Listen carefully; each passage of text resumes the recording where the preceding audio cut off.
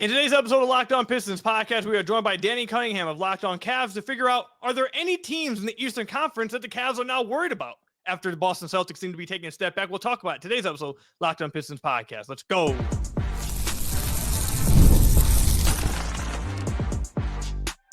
You are Locked On Pistons, your daily Detroit Pistons podcast, part of the Locked On Podcast Network, your team every day. What's the deal? Welcome back to another episode of the Locked On Pistons podcast. Per usual, I am your host, Khahil. I've been covering the Detroit Pistons for the last 4 years for the Locked On Network, been a contention media member over the last 3 years. I want to thank all of you guys for making Locked On Pistons your first listen of every single day. We are free and available on all your podcast platforms. If you haven't already, head to the YouTube channel at Locked On Pistons, hit that subscribe button, or leave us a 5-star review on whatever podcast platform you're listening to this on. And today's episode is brought to you by FanDuel. Football season is closer than you think. Actually, by the time you guys listen to this, I think Thursday Night Football will have already happened. I'm thinking that the Eagles are going to take this one, obviously, especially with Micah gone. But new customers can bet just $5, and if your bet wins, you'll get $300 in bonus bets. Download the FanDuel app at FanDuel.com to get started today. So, in today's episode, we continue our Eastern Conference tour. We started off in Boston. We now move all the way down to Cleveland, or not down, a little bit to the west, a little bit to Cleveland, to talk about the Cavs and whether this past playoff performance maybe will derail them a little bit this upcoming season. Is there anyone of the East in the East that they are concerned about now without Jason Tatum and really the Boston Celtics up at the top of the conference anymore? And how far is Detroit from Cleveland going into this year? But start off by thanking you, Danny, for coming on, man. How you doing? I'm great, man. Anytime you want to have me on the show, I'm glad to come on Locked On Pistons. Very much enjoy getting to chat with you, Koo. Appreciate you, man. All right, let's get it started then. So the Cavs had a fantastic season this past season. They were arguably the best team in the entire NBA from start to finish. Them and the OKC Thunder. They had a absurdly great regular season, and then the playoffs came, and they had a disappointing outing in the Eastern Conference Finals. They didn't make it to the Eastern Conference Finals again. They had some injuries that snuck up on them in the Eastern Conference semifinals, but they did not achieve their goal of at least making it to the finals or even the Eastern Conference Finals. So my question to you is, for a team that is so talented, that has had some playoff disappointments, I would say, over the last 2 years, do you think that there's anything that could, from those playoff disappointments that could maybe carry over to this season that you think maybe the team is concerned about, or you could maybe see play out this year? I mean, I think so much of the postseason story for them is the injuries that they dealt with in that second round of the playoffs against the Indiana Pacers. And don't get me wrong, Koo, the Pacers were the better team in that series, but it didn't help that Darius Garland, as we now know, needed a surgery on his foot because he had turf toe that bad, and he might not be ready for the start of the regular season. Donovan Mitchell was dealing with a significant calf strain. Evan Mobley missed a game in that series because of a sprained ankle. DeAndre Hunter dislocated his thumb in game one of that series, and he missed a game. So like all of those things, and it's not something that I think should be looked at as an excuse. And to the team's credit, they didn't make it an excuse. They came out and said, this has been a failure of every proportion you can imagine. Donovan Mitchell sat on the podium after the Cavs lost game 5 of that series and said, it's going to be a lot of noise this summer about us coming up short. And there has been, and there deserved to be. But I think if anything, the postseason failure of last year, and I do think that you have to look at this as a year by year thing. Because like 2 years ago, they got to the second round and they lost to the Boston Celtics, and there was zero shame in that. Boston went on to win the title. They were the best team in the NBA from start to finish. Like the Cavs were never winning that series, and there was no shame in losing that series. That wasn't a failure, but this past one was. And I do think that they can look at this and say, okay, it's kind of now or never. I don't think that there's going to be some hangover from having a really good regular season. I think if anything, like if there's anything to be concerned about from other than the injuries that they had in the postseason that could impact this upcoming season, it's, well, how much are they going to care about this regular season? Because they have gone out in multiple years and proven they can just rack up wins, right? Donovan Mitchell's first year in Cleveland, they won 51 games. His second year in Cleveland, in which Darius Garland was a shell of himself, missed 6 weeks because of a fractured jaw and just really never got it going. Evan Mobley missed, I think, a total of 10 weeks in that season. They still won 48 games. This past year, they won 64 games. Like, there are zero doubts about this team being able to be successful in the regular season. Is that going to be at the same level? I don't know, but I do think this is going to be a supremely motivated team by the time the playoffs roll around in April, May, and potentially even into June.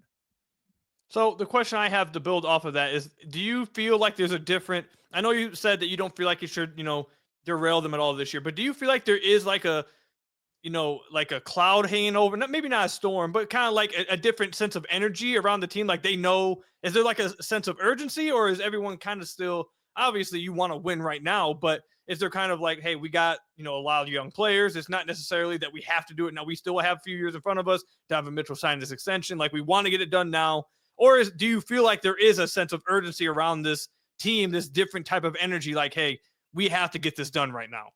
I think there is a sense of urgency. And I know that players on the roster, and certainly you know this too, guys on the roster don't necessarily look at what the salary cap looks like and know the ins and outs of the apron system and stuff like that. Like, because that's just not something that affects them. But the guys in Cleveland know they're a second apron team. There is one team that's going to be in the second apron this year, Koo, and it's the Cleveland Cavaliers. When you are a second apron team in today's NBA, there is a lot of pressure on you to win and to win big. And with the way that the Eastern Conference sets up, not only with Boston taking a step back, but with Tyrese Halliburton being out for this entire season and the Indiana Pacers also losing Miles Turner and they're taking a step back, the door is as open as it has ever been in Cavs franchise history when LeBron James is not on the roster. Obviously, this is a franchise that with LeBron had a ton of success, has been to 5 finals, has won a finals. Without LeBron, had a nice team in the 70s, had some really nice teams in the late 80s, early 90s, but their history without LeBron, for the most part, is pretty bad. This is the year where they can truly be a team that gets to the finals and maybe wins the finals. The door is open in a way that it's never been before, and in all likelihood, will never be again. And I do think people in Cleveland sense that. So we'll wrap it up with this. Usually when people talk about pressure and urgency on things, a lot of people believe, at least I'm one of those people who believe, if you believe that, that means there must be like something that will happen if this doesn't happen. That means like if there's pressure on somebody, but nothing will happen if you don't actually achieve what your goal is, what's the pressure really there for? So do you believe that if they don't, whatever the goal is, whether it's an NBA championship or at least the finals or Eastern Conference finals, whatever, do you believe if they don't achieve that this team could be seeing massive changes next year? I think it depends on what your definition of massive is. I do think if they come up short, there will be changes. Now, that's not like they're not going to move on from Kenny Atkinson, who just won Coach of the Year in his first year in Cleveland. Like, that's not the type of change. I'm talking more so changes to the roster. Evan Mobley is not going anywhere. Donovan Mitchell is in an interesting situation. I don't think he's going anywhere. I think he really does enjoy Cleveland. I think this has been the best basketball situation he's ever been part of.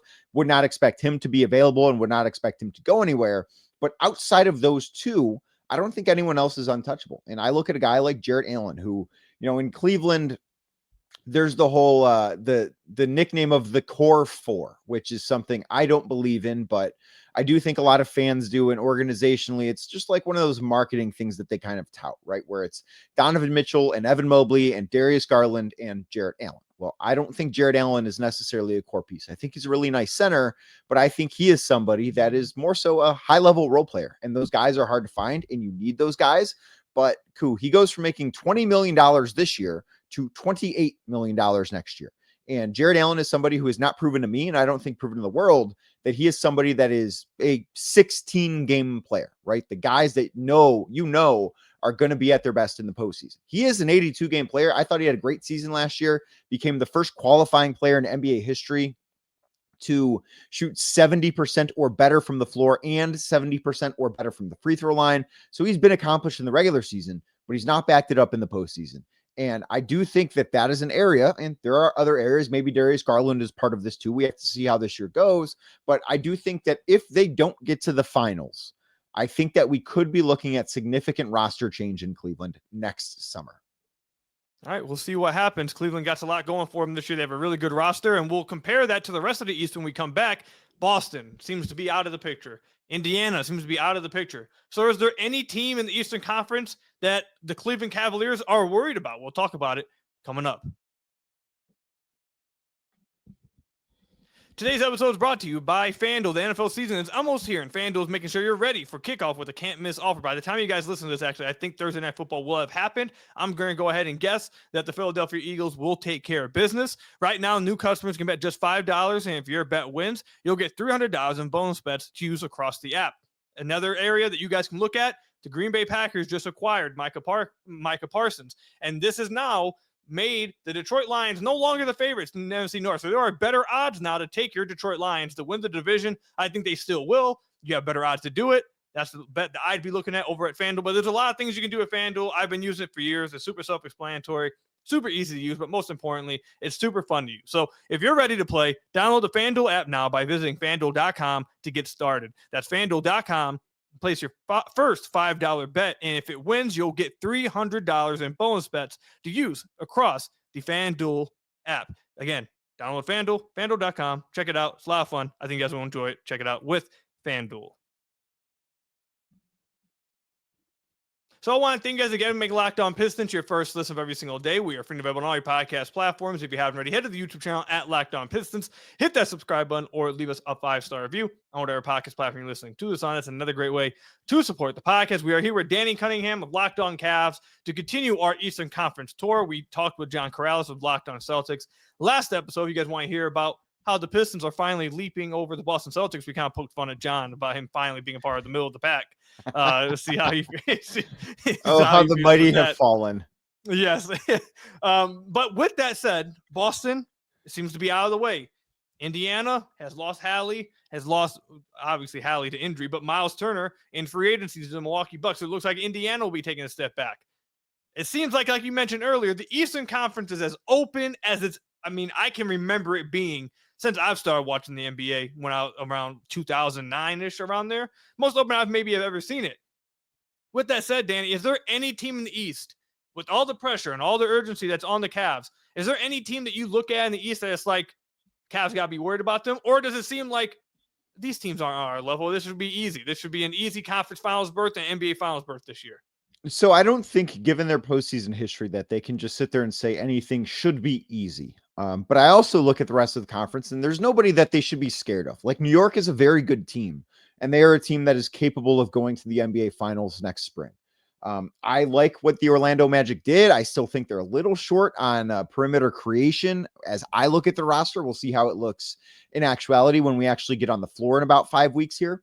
But I don't look at them as a team that I think is a serious threat to the Cavs. I think that the Atlanta Hawks are going to be really fun, certainly when Kristaps Porzingis is healthy, but I just don't know that that's something that you can count on. And the Cavs are not a flawless team. There's no doubt about that.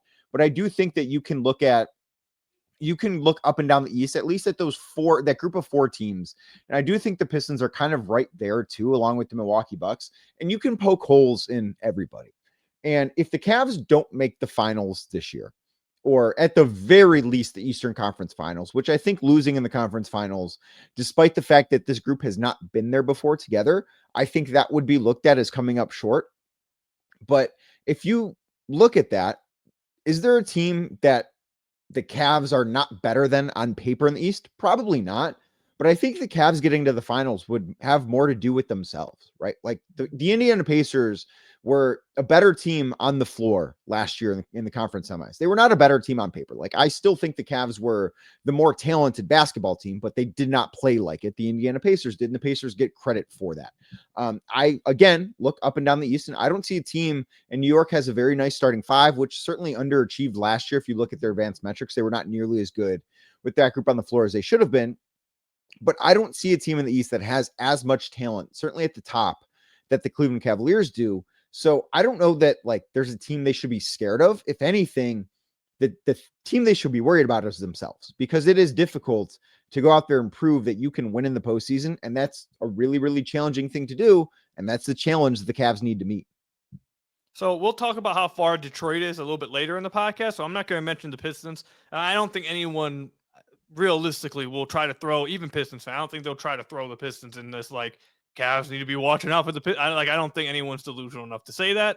But, if that actually ends up happening, that would be great for Pistons fans. I just don't think anyone actually is delusional enough to say that. When you look at the East, though, I look at the East as they have a top 3 teams, and I think it's a drop-off after that. I really like the Cavs. I like the Knicks. And I really like what Orlando's done this offseason. With the fact that they were able to win 41 games this past year with major games missed by Paolo, by Franz, and Suggs. Like all three of their best players missed a large majority of the season, and they still were able to win 41 games. I think that was pretty crazy and pretty good coaching job over there. You expect Paolo to be healthy, Franz to be healthy, Suggs to be healthy. They bring in Desmond Bane. I think he's exactly what they've needed. They bring in Tyus Jones. I think that will help them as well. So I look at those three teams as like the top of the East. So I guess to ask you, if there was one team out of New York or Orlando, or if you want to say Atlanta, because I agree with you with Atlanta. I like what Atlanta's done, but so many of their players they brought in are injury prone. Kristaps, Luke Kennard, even Jalen Johnson, who I really like, but he's also been injury prone. So it's like if Atlanta stays healthy all year, I mean, that's great. And I really like what they have on paper. It's just hard to picture they actually will be healthy. But if you're talking about between New York and Orlando, who do you think would give who do you think will give the Cavs the fiercest competition to try to come out of the East between those two teams? I think it's New York. And a big reason why I think it's New York is one, if I were to put the rosters of the Knicks and the Magic together, the best player of that pool is Jalen Brunson. And maybe that changes between now and the end of the season. Maybe Paolo Banchero goes out and just has a killer season as an all-NBA player. And he's been really good in the playoffs in the two chances that he's been so far. But right now, Jalen Brunson is the best player on those two teams. And I also look at it and say, okay, well, the New York Knicks have also actually been there in the playoffs. They've been to a conference finals. They have, albeit a much different Cavs team than what the one we're talking about right now is. But they've beaten the Cavs in the playoffs, and they have won a series for 3 consecutive years, where the Orlando Magic won 41 games last year. I agree with you. It was a very nice coaching job by Jamal Mosley. The fact that they were able to be that successful with Paolo Banchero missing as much time, Franz Wagner missing as much time, Jalen Suggs missing as much time as they did. That's all great, but that team's not won a playoff series yet. And until they do, it's a really difficult hump to get over. And it's going from bad to good is a challenge. And you witnessed this firsthand, probably better than anybody else last year, with what Detroit did, going from not even bad, but abysmal to pretty good last year. Really difficult thing to do. Going from good to great is even more difficult. And the Magic are in a spot now where they have to go from good to great. And until we see that, I'm going to question it. I would pick New York because there's just a little bit more of a proof of concept. You know, I don't know that Mike Brown being there changes a whole lot for the Knicks, but if I had to pick one of those two teams that I think is a bigger challenger to the Cavs, it's definitely going to be the team that was in the conference finals this past spring. Fair enough. And last thing I want to bring up is that I read something a few days ago. I wish I could give credit, but I forgot who it was by. But I read something a few days ago, maybe like a week and a half ago by now. But referencing how, you know, the weak Eastern Conference is, and everyone's calling it weak. Like people believe that it's the weaker conference, but compared to the Western Conference, and it is wide open for the Cleveland Cavaliers. I saw someone try to say and make the argument that will it hurt the Cavs that they don't have to go through like the challenges to get to the finals if the East is actually as weak as it is, and then when they get to if they were to get to the finals, now they're going against a competition that they just haven't been able to face all year. Do you put any stock into that by not being in the tougher conference that you don't see the same level of competition, therefore you're not ready for what will be coming for you by the finals? I don't know if I really buy it, but I wanted to see if you do. Not in the least bit. Because if you look at teams that win the championship, they all, like, teams that win the title can look differently every single year. They can play different styles. Their rosters can be built differently. They can have star players that play different positions. There are a lot of differences between teams that win the title in one year compared to the next year. But the thing that they almost all have in common is the healthiest team at the end is the team that wins the title. And if you don't have to go through as grueling of a postseason schedule, it helps you be able to stay healthy. The fewer games, and this was one of the secrets I learned back. I was a young reporter at the time covering the second LeBron stint in Cleveland. And someone asked him a question, whether or not they were ready for a long postseason run. Listen, they had LeBron, obviously they were, like, and the East then was worse than what it is now. But, you know, like, are you ready for like 25, 26 postseason games? And he responds, only got to win 16. We just got to worry about 16 games. And you saw those teams And I know Detroit was on the end of it in one of the years, but those teams swept the first round. The first 3 years LeBron was back in Cleveland. The fourth year, they had to go to 7 games with Indiana. But they would routinely make quick work of the first couple of rounds in the postseason because they needed to save everything in their tank for the conference finals, for their annual matchup with the Golden State Warriors. The Cavs obviously can't look that far ahead right now because they've not been there and done that. They don't have a LeBron James in his prime on the roster. For as good as Donovan Mitchell and Evan Mobley are, those guys are nowhere near that. But you look at this and say, okay, that means they do have to get through things quickly. Like, I do think it's a benefit to them that whoever is going to be the 8 seed or maybe even the 7 seed, I would imagine the Cavs are going to be the 1 seed in the East. I just think they're going to be a regular season wins machine again this year. That 8 seed has no chance against the Cavs, or let's say the Knicks or the Magic at the 1 seed. Like, that's going to be a blowout. The 7 seed probably also going to be a blowout. I look at that and say that's a big advantage compared to maybe Houston gets the 1 seed or OKC gets the 1 seed, which I would imagine will be the case. They might have to face a pretty good team in the first round. That might be a legitimate challenge. The fewer postseason games that you have to play, the better off you are, because that means that's a better chance that you stay healthy. So I look at it and say the easier the conference is, the better it is for whatever team comes out. No, I completely agree with that. Like you mentioned earlier, injuries, you avoid as many injury possibilities by playing shorter amount of games. You get to the finals, Eastern Conference Finals, you're not as tired. You haven't played as many games, especially if you're going through physical series. You get beat up through the first few rounds, and not only are you tired, but you're also beat up. I completely agree. I think being able to get series over with in 4 or 5 games, I think as long as you're a great team and you're playing good basketball, you should get to the finals and be able to play with whoever you play with. I don't think it matters if you, honestly, like you mentioned, I'd rather go through an easier conference and not have to worry about going long series with great teams, especially if they're physical ones. I'd rather not do that really at all. And OKC, though, I will give them credit. They did go through a pretty good gauntlet against the Denver Nuggets. They did make quick work of Minnesota, but Denver really beat them up and they were still able to make it happen.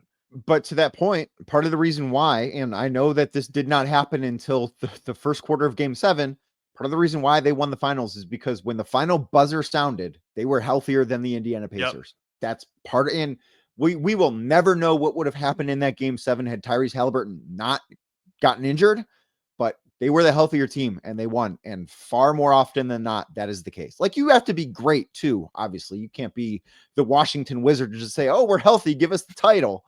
But the best, most healthy team is often the one that wins, and having an easier path there, I just think is kind of the best thing you could ask for. Yeah, you got to be a great team, and then you also have to have a little bit of luck on your side. What's the saying? Great players or something. It's like you create your own luck. Great teams create their luck. Yeah. Like whatever the saying is, that you definitely need that in every playoff run. Every champion has had a little bit of luck to go their way. So, and health luck is a major part of that. So coming back though, I want to discuss how far are the Detroit Pistons from the Cleveland Cavaliers. They had a great season this past year, big bounce back, big jump forward, took a New York Knicks team deep into the first round, played really well. Just how far are they now from the top of the conference, which is the Cleveland Cavaliers? We'll break it down coming up.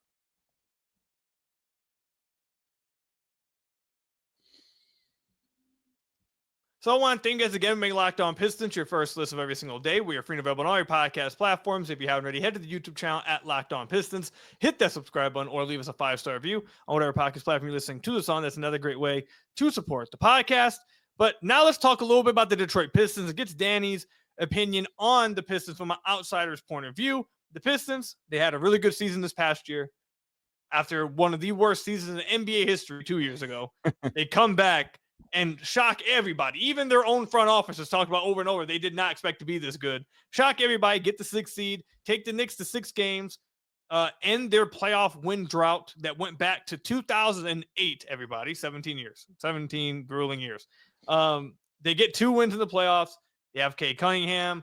They seem to have a bright future, and everyone in Detroit is very excited. But I don't think anyone's putting them in that contender category yet. I don't think anyone's trying to put them in the top 3 category yet in the Eastern Conference. Danny, from your point of view, what are the Pistons lacking, and how far are they from being in that conversation of the Knicks and the Cavs and maybe the Magic if you want to include them in there, but mostly the top of the conference? What are they missing, and how far are they? So I think that they're missing a little bit of maturity, and I don't bring that up as like some negative thing, but they're still a young team, right? Like you look at how, and Cade Cunningham is awesome, and he was so good last year, and he deserves all the credit that he gets. But you're talking about him as somebody who later this month will turn 24, if I'm not mistaken. Like he's still a young player, still developing, still learning the NBA. And I think the sky's the limit for somebody like him, but he's also probably not ready to lead a team to like the finals, right? And the rest of this roster in Detroit is a nice roster. Obviously, they didn't go out and make big splashes this offseason, but they've got a solid roster that I just don't know that the rest of the roster around him is necessarily ready. And I look at, and I know he's somebody that you are very high on, is Asar Thompson ready to be a co-star? That is one of the biggest questions that I have about Detroit, because if Asar is ready, and I think he's going to be a very, very good player, I don't know if he's ready to be like the second guy on a team that goes to the conference finals quite yet. I think he's going to be really good though. But I do think that Detroit's kind of waiting for that number 2 guy to be like a bona fide all-star type number 2 guy.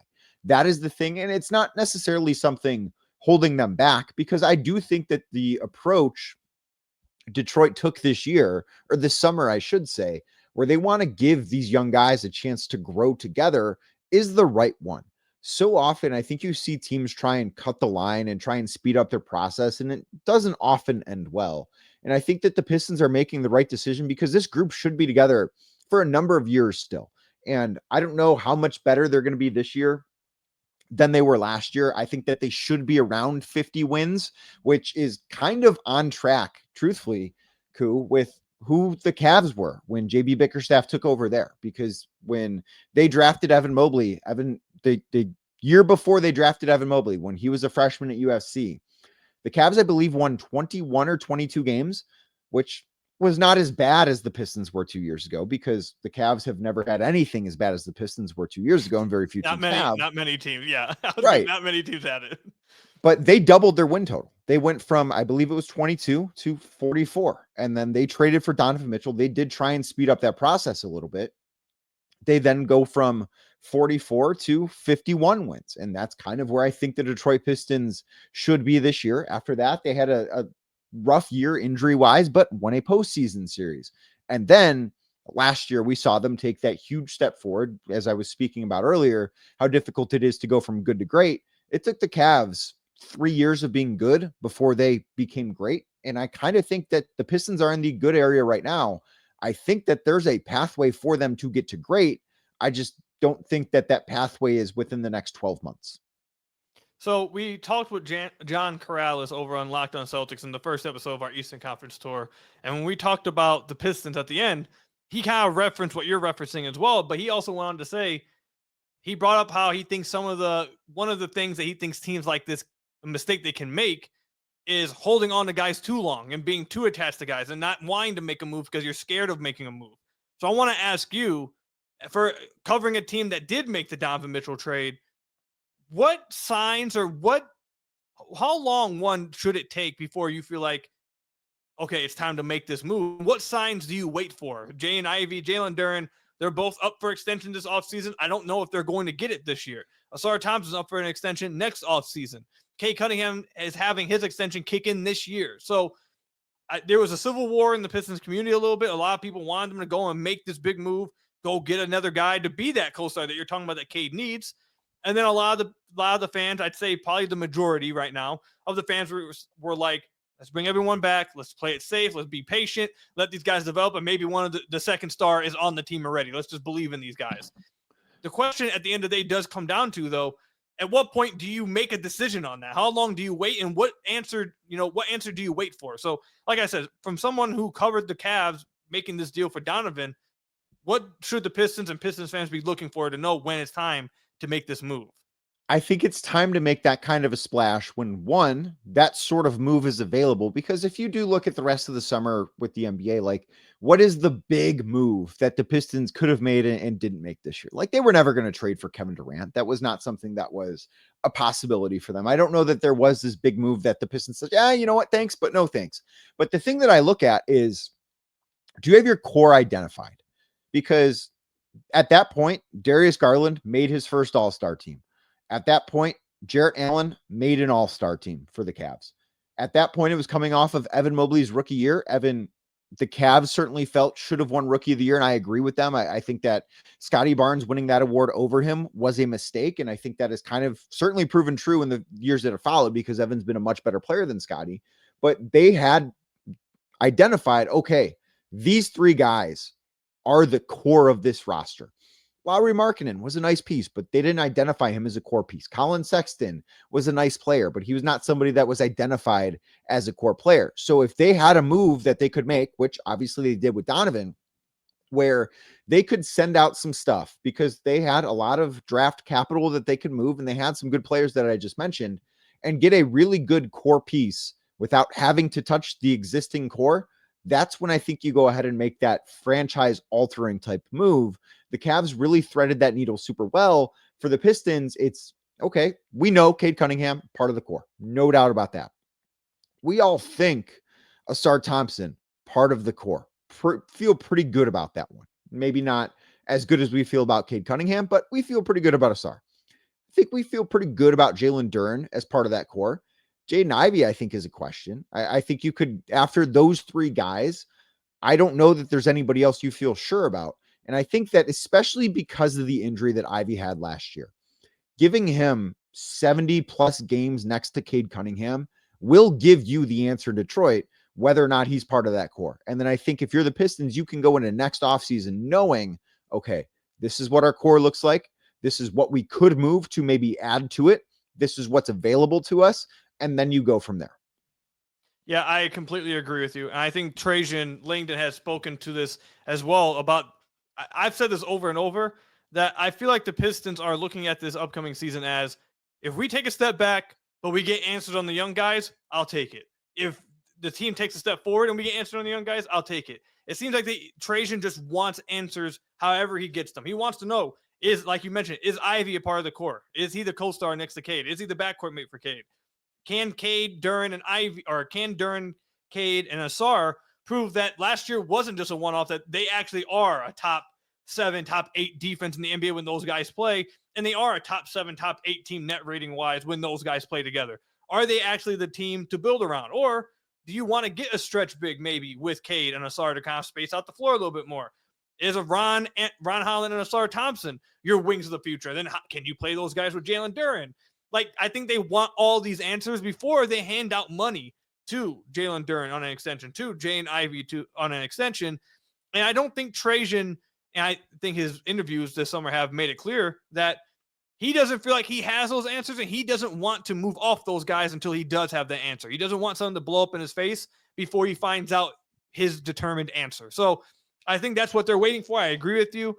My one concern, and I think this team will be really good this year. I think simply having Asar back for a full year, they'll be really good because of that. So I do think they're going to be very good. My one concern, though, for this team is that, talking with John about this, he brought up, I forget what team was it back in, there was a team in 2022 he referenced in the Eastern Conference that kind of took a step back after such a fun season, whatever. I forget what it was. Would it have been the Atlanta Hawks?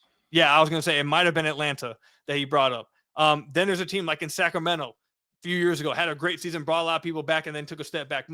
That's my one concern, is that I do agree that you can hold on to guys too long, and I just hope that the team doesn't take that approach and try to wait and are too patient to a fault because they're scared of making a move. That's the one thing I'm worried about, but I do agree that move probably was not there this offseason, and they will make that decision next offseason, and that's when we'll start talking about the Pistons maybe competing with the Cavs and the Celtics coming back with Jason Tatum and the Knicks. So the one pushback I would have to those comparisons to the Hawks and the Kings, because you're right, like those teams have had seasons that were similar to what Detroit just had and taken a step back. The Hawks have had Trae Young, who is a very, very good player. That Kings team had De'Aaron Fox and Domantas Sabonis, two very, very good players. None of those guys are, one, who Cade Cunningham is right now, and two, who Cade Cunningham is going to be. Like, that is the thing that I do think should alleviate that concern is, I think Trae is a good player, but I don't think he's a player that can be the best player in a championship team. I think De'Aaron Fox is a good player, but he can't be the best player in a championship team. Domantas Sabonis cannot be the best player in a championship team. Cade Cunningham, right now, he can't. Like, he's not ready for that now. but at some point in Cade's career, I believe he will be good enough to be the best player in a championship team. And I think that alone should mean, okay, maybe the Pistons aren't getting better every single year, but they're not going to take that same type of step back where they're just in play in purgatory the way those two franchises are. Right. And I just remembered who it was. It actually wasn't John. It was when I recorded with Locked On Raptors host Sean Woodley and he mentioned that there was a Raptors team, the rookie year of Scotty Barnes. They had a really good year. And instead of making moves, they came back the next year like, oh, this guy's going to get better. This guy's going to get better. We're going to be great. And they had a major step back and things have kind of went downhill since then. So I agree with you, though. That was a point I brought up to him, is that I felt like those other teams just didn't have Cade. And Cade's going to give you a certain floor that you just can't fall. As long as you have competent NBA players around him, not Killian Hayes and James Wiseman, you will have a base floor of where Cade can get you to that you just won't fall underneath. So I do agree with that. We'll see how it plays out this year. I think the Pistons will get those answers one way or the other, and we'll see if that maybe makes them make a move, maybe at the deadline. Maybe we'll see it even then as soon as possible. So, but that's all I've got for you guys today. Danny, let everyone know where they can find you and your work, Locked On Cavs, and where you write at, all that good stuff. Yeah, you can check me out wherever you are watching or listening to this fine edition of Locked On Pistons. If you just type in Locked On Cavs, I'll pop up and you can subscribe to that podcast and listen to me talk about the Cavaliers, JB Bickerstaff's old home, 5 days a week. And I also write about the Cleveland Cavaliers at my Substack, The Inside Shot. All right. Appreciate you, Danny, for coming on, man. It's always fun talking with you. Hopefully, maybe soon we're talking about playoff series between the Pistons and the Cavs deep in the playoffs. So it'll be a lot of fun. It sure would. We've got some regular season games to talk about before that, Cade. Don't you worry. All right. Thank you guys for making Locked On Pistons your first listen of every single day. Free and available on all your podcast platforms. Hit that subscribe button to the YouTube channel. Leave us a 5-star review, whatever podcast platform you're listening to this on. And until next time, stay safe out there, everybody, and peace out.